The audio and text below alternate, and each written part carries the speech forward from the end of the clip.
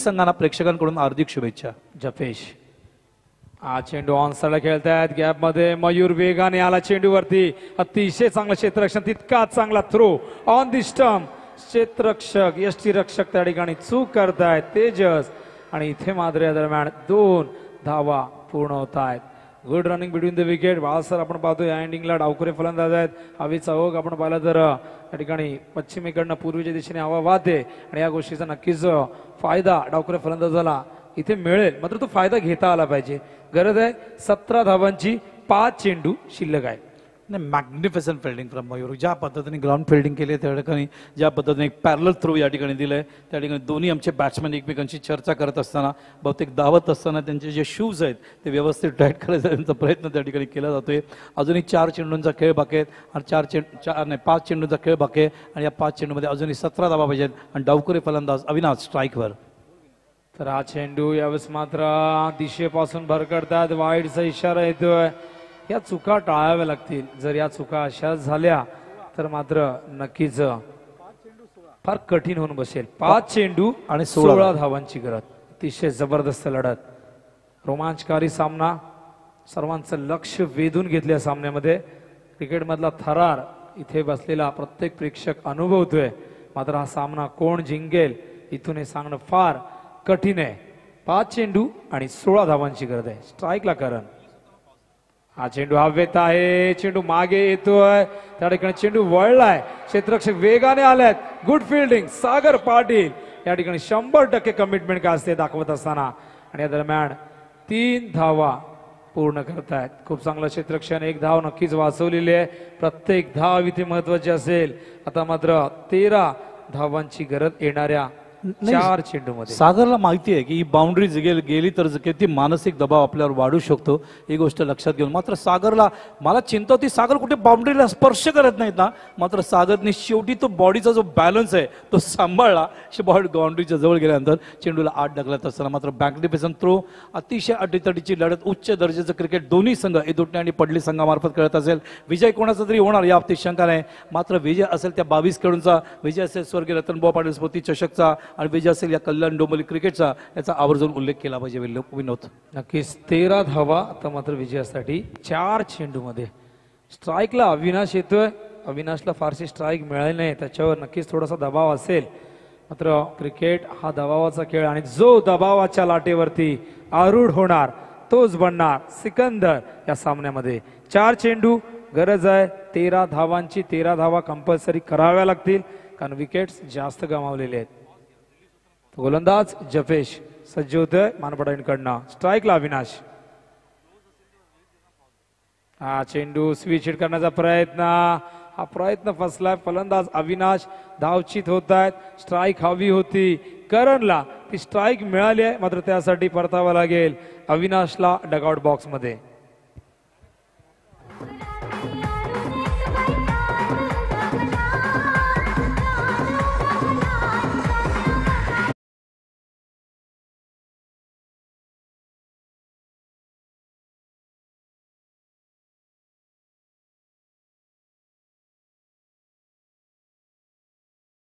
ज्या आत्मविश्वासाने स्ट्राईक घेतली आहे, सामना संपवतील का? काल अविनाश भोईने स्ट्राईक घेतली, सामना संपवला. आता मात्र गरज आहे 13 धावांची येणाऱ्या 3 चेंडू मध्ये. 3 चेंडू 13 धावा, 3-13चं समीकरण मैदानावरती.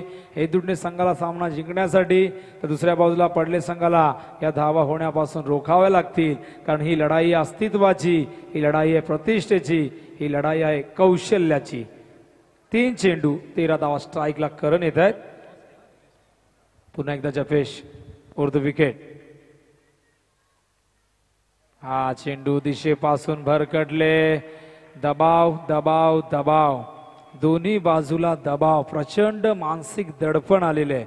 आणि आता मात्र 3 चेंडू आणि 12 धावांची गरज आहे. काय कमबॅक केलं आहे एदुटणे संघाने. 12 चेंडू 41 धावांची गरज असताना करणने या मैदानावरती अप्रतिम फलंदाजी केली. हा चेंडू यावेळेस मात्र मिड विकेट, सीमा रेषेच्या बाहेर. A1 क्वालिटीचा ब्रँडेड षटकार.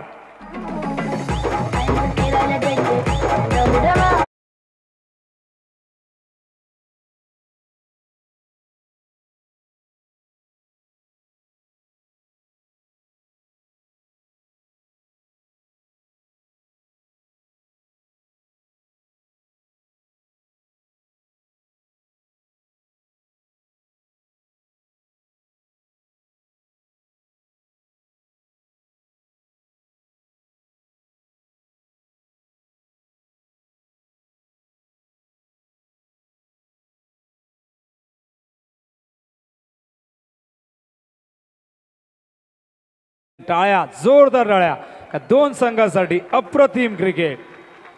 2 चेंडू 6 धावा. पिंपळाच्या रोपासारखं दोन षटकामध्ये 41 धावांची गरज होती रसिकांच्या माहितीसाठी. नक्कीच. तिथून हा सामना इथपर्यंत आणलेला करण यांनी एक पात्री अभिनय करत असताना, वन मॅन शो दाखवत असताना, वॉटर बॅटिंग. 2 चेंडू 6 धावा. हार्दिक शुभेच्छा आहेत. पुन्हा एकदा गोलंदाज सज्ज होतो जपेश. अजूनही सामना बाळासर बॅलन्स आहे.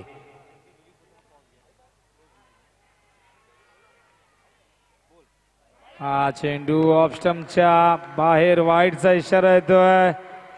जपेश 2 चेंडू आणि 5 धावांची गरज आहे.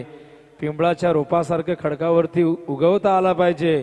निर्भीडपणे निर्धाराच्या वाटेवरती चालता आलं पाहिजे. वादळांचं काय, ती येतात आणि जातात. या खेळपट्टीवरती पाय रोवून विराट कोहली सारखा सामना जिंकून देता आला पाहिजे. तर बघूया. 2 चेंडू 5 धावा कंपल्सरी हव्यात. विकेट जास्त आहेत. करणने स्वप्न दाखवलंय, ते स्वप्न त्याला पूर्ण करावं लागेल.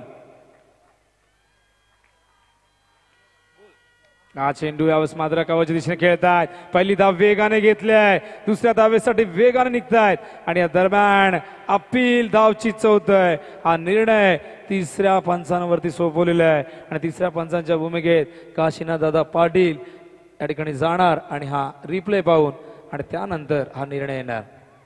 हो, 2 धावा जर मिळाल्या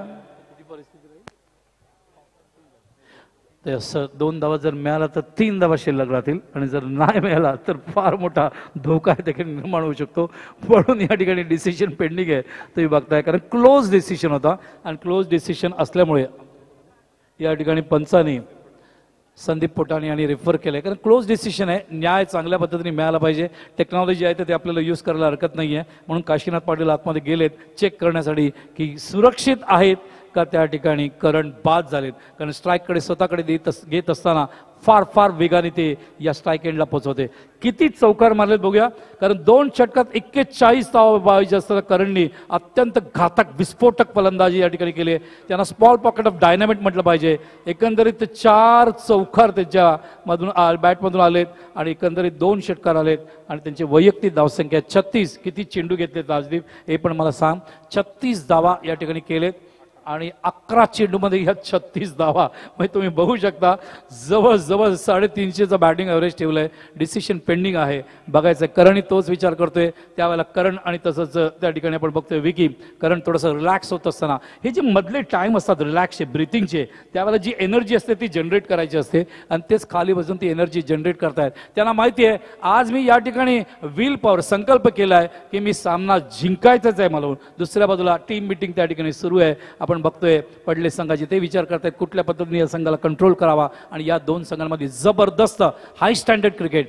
विजय कुठल्या तरी संघाचा होणार आहे, मात्र हा विजय कल्याण डोंबिवलीचा असेल आणि बघायचं डिसिशन अजूनही पेंडिंग आहे. तो निर्णय आला नाही आहे. काशीनाथ कदाचित मला वाटतं रिपीट बघत असेल. क्लोज डिसिशन असावा. बॅट एक्झॅक्टली कुठे आहे, अवेवर आहे की नाही आणि की ती बरोबर क्रीजमध्ये अवेत आहे की नाही का क्रीजमध्ये टेकले हे सातत्याने बघतायत आणि त्यामुळे हा निर्णय कुठलीही गोष्ट या ठिकाणी बदलू शकतो. कारण धाव असेल तर ती धाव त्यांच्या खात्यात जाईल, नसेल तर ते बाद होऊ शकतात. म्हणून पुन्हा या ठिकाणी बघितलं जातंय ते डिसिशन. Very magnificent match. कारण मी सुरुवात झाली तेव्हा असं मला वाटलं नव्हतं, मात्र ज्या वेळेला धावा ते मागे पडत होते म्हटलं उभा कोण राहणार. मात्र 3ऱ्या षटकानंतर जी जबाबदारी स्पेसिफिकली 4थ्या षटकात जी अटॅक केली करणने ते बघण्यासारखी होती. विनोद, नक्कीच क्रिकेटमध्ये बाद होऊन जबाबदारी ढकलणं फार सोपं असतं. जबाबदारी स्वीकारणं फार जिकरीचं काम असतं आणि करणने या ठिकाणी सिद्ध केलंय की जबाबदारी मी स्वीकारू शकतो आणि एका बाजूने किल्ला त्याने लढवलाय. फक्त या किल्ल्यावरती विजयाचा झेंडा त्याला आता फडकवायचा आहे.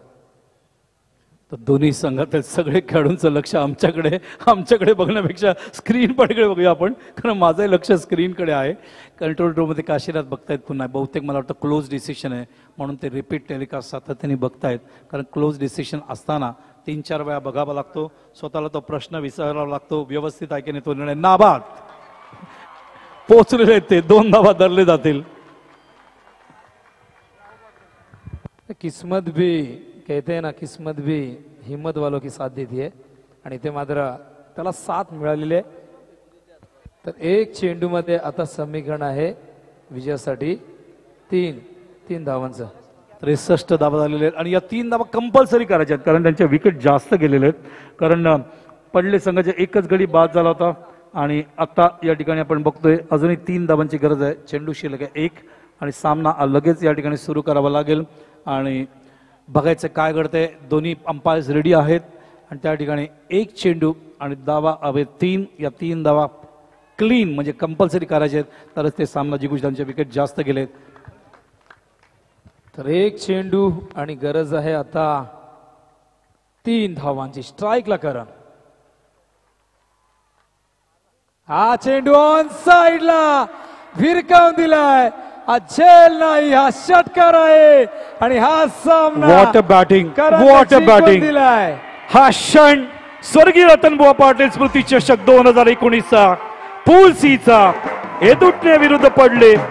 एक पात्री अभिनय करत असताना, वन मॅन आर्मी सारखा उभं राहत असताना, वन साइडेड बॅटिंग करत असताना सामन्याला खेचून आणलंय आपल्या संघाकडे करण यांनी आणि त्यांनी करून दाखवलंय की मी स्वतः उभा राहू शकतो, मी बॅटिंग करू शकतो आणि आपल्या संघाला विजयद्वारापर्यंत नेऊन विजय मिळवून देऊ शकतो.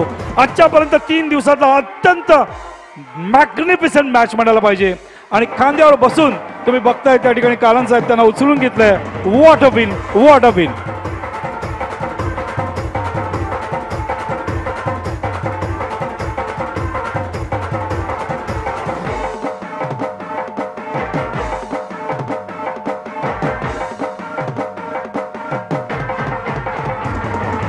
दोन्ही संघाने एकमेकांना भेटावं. What a batting. हा विजय दोन्ही संघाचा आहे. हा विजय कल्याण डोंबिवलीच्या क्रिकेटचा आहे. हा विजय स्वर्गीय रतनबुवा पाटील स्मृती चषकचा आहे. हा विजय जय दुर्गामाता क्रिकेट संघ काटाईचा आहे. हा विजय इथे बसलेल्या स्टेडियमवरच्या प्रत्येक प्रेक्षकाचा आहे. हा विजय जे बघतायत थेट प्रेक्षक पण त्यांचा आहे. हा विजय त्या टेनिस क्रिकेटमध्ये खेळणाऱ्या प्रत्येक खेळाडूचा आहे. हा क्रिकेटचा विजय आहे, क्रिकेटचा प्रमोशनचा विजय आहे. What a match, what a match. अभिनंदन. आमचे मार्गदर्शक, प्रेरणास्थान, आदरस्थान माजी आमदार रमेशजी रतन पाटील यांच्या मार्फत या ठिकाणी एदुटणे संघाचं, तसंच आमचे मनसेचे नेते माननीय प्रमोदजी रतन पाटील यांच्या मार्फत अभिनंदन. आमचे कल्याण डोंबिवली क्रिकेट संघटनेचे अध्यक्ष विनोदजी रतन पाटील यांच्या मार्फत अभिनंदन. विजय रतन पाटील यांच्या मार्फत अभिनंदन.